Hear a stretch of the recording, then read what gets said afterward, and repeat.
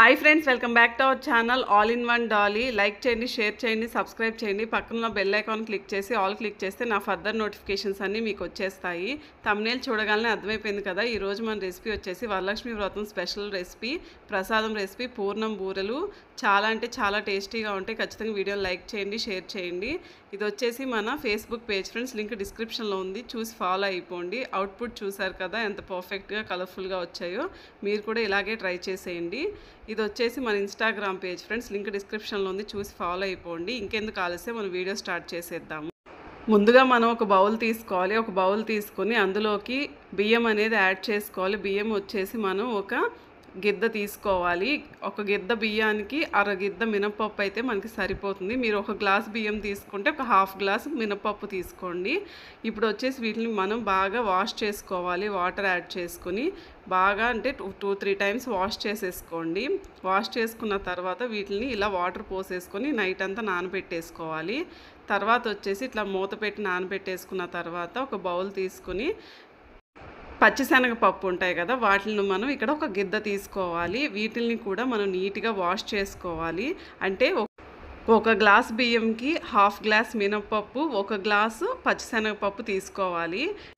పచ్చిశనగపప్పు మనం నైట్ అంతా నానబెట్టాల్సిన అవసరం లేదు, ఒక గంట నానితే సరిపోతుంది. ఇవి మనం ఆల్రెడీ నైట్ అంతా నానబెట్టుకున్నాం కదా, బియ్యం మినపప్పు కలిపి వాటిని మళ్ళీ ఒకసారి వాష్ చేసేసుకొని వాటర్ అనేది చేంజ్ చేసేసుకోండి. చేంజ్ చేసుకున్న తర్వాత వీటిని ఒక బౌల్లో తీసుకుని పక్కన పెట్టేసుకోండి. వీడియోని ఖచ్చితంగా లైక్ చేయండి ఫ్రెండ్స్, షేర్ కూడా చేయండి.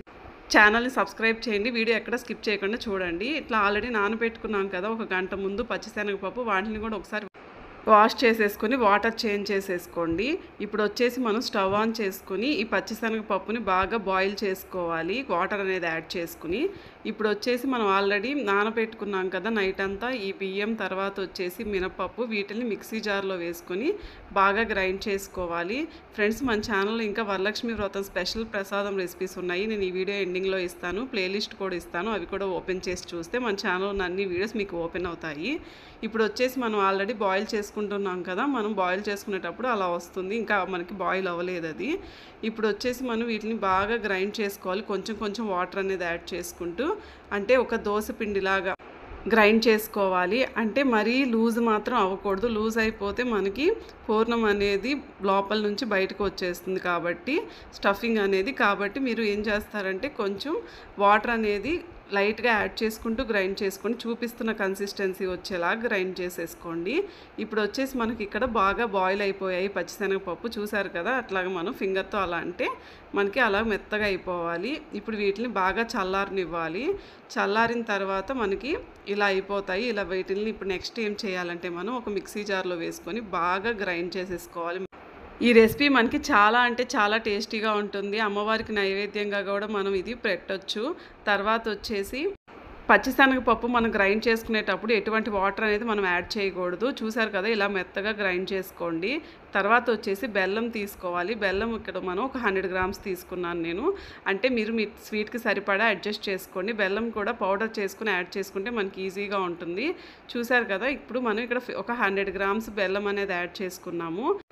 ఇప్పుడు ఈ పచ్చిశనగపప్పు పేస్ట్, అదేవిధంగా మనం ఈ బెల్లం యాడ్ చేసుకున్న తర్వాత కొంచెం యాలకులు అనేవి యాడ్ చేసుకోండి. మంచి ఫ్లేవర్ వస్తుంది, మంచి టేస్ట్ బాగుంటుంది, మంచి స్మెల్ కూడా వస్తుంది. ఒకసారి బాగా మిక్స్ చేసేసుకోండి. ఈ రెసిపీని ఒక్కో చోట ఒక్కో విధంగా పిలుస్తారు. కొన్ని చోట్ల వచ్చేసి పూర్ణం బూరెలు అంటారు, ఇంకొన్ని చోట్ల పప్పు పూర్ణాలు అంటారు, ఇంకొన్ని చోట్ల వచ్చేసి సుఖీలు అంటారు. ఇలా డిఫరెంట్ నేమ్తో ఉంటుంది ఈ రెసిపీ వచ్చేసి.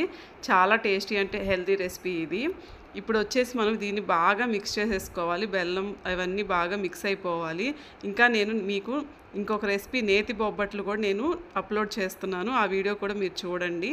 ఇప్పుడు వచ్చేసి మన ఛానల్లో శ్రావణ మాసం మరియు వరలక్ష్మి వ్రతం స్పెషల్ ప్రసాదం రెసిపీస్ ఉన్నాయి. అంటే పాల తాలికలు బెల్లంతో ఎలా తయారు చేసుకోవాలి, ఈజీ ట్రిక్ ఉంది దానికి కూడా. ఎన్ని కేజీస్ అని ఈజీగా చేసేసుకోవచ్చు. అదేవిధంగా మన ఛానల్లో హోమ్ మేడ్ పులిహోర ప్రీమిక్స్ పౌడర్ ఉంది. ఎక్కడైనా పులిహోర పేస్ట్ ఉంటుంది, కానీ పులిహోర ప్రీమిక్స్ పౌడర్ ఉంది హోమ్ మేడ్, అది కూడా ఉంది.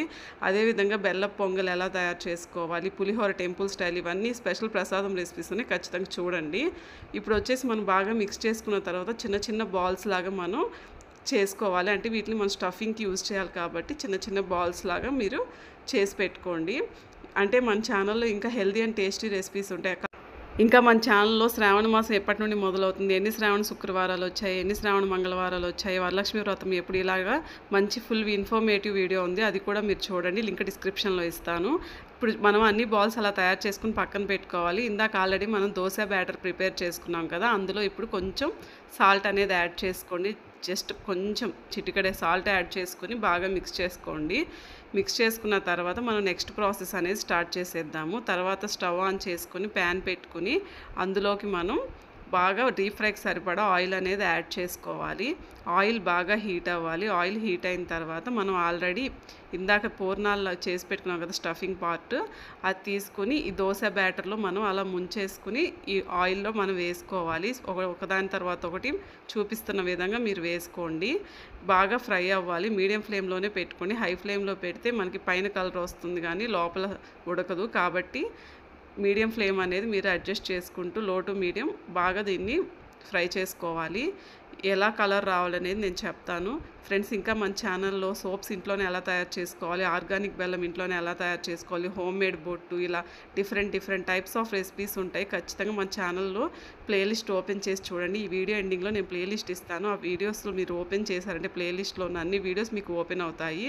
ఇప్పుడు వచ్చేసి కొంచెం మనకి ఒక సైడ్ ఫ్రై అయిన తర్వాత మీరు ఇలాగా టర్న్ చేసుకోండి ఇంకొక సైడ్కి. చాలా అంటే చాలా టేస్టీగా ఉంటుంది ఫ్రెండ్స్ ఈ రెసిపీ వచ్చేసి. చూసారు కదా, ఇట్లాగా మనం బాగా 2 సైడ్స్ ఫ్రై చేసేసుకోవాలి. స్టవ్ ఆఫ్ చేసేయండి. స్టవ్ ఆఫ్ చేసుకుని ఒక ప్లేట్ తీసుకుని బౌల్లో సర్వ్ చేసుకుంటే ఎంతో టేస్టీగా హెల్తీగా ఉండేటువంటి ఈ పూర్ణం బూరెలు లేదా పప్పూర్ణాలు, సుఖీలు ఇవన్నీ మనకు తయారైపోతాయి. ఇంకెందుకు ఆలస్యం, వీడియోని లైక్ చేయండి, షేర్ చేయండి, సబ్స్క్రైబ్ చేయండి. All in one doll YouTube ఛానల్ని మరొక ఇంట్రెస్టింగ్ వీడియోతో మళ్ళీ కలుద్దాం. పక్కన బెల్ ఐకాన్ కూడా క్లిక్ చేసి ఆల్ క్లిక్ చేస్తే నా ఫర్దర్ నోటిఫికేషన్స్ అన్నీ మీకు వచ్చేస్తాయి. బాయ్.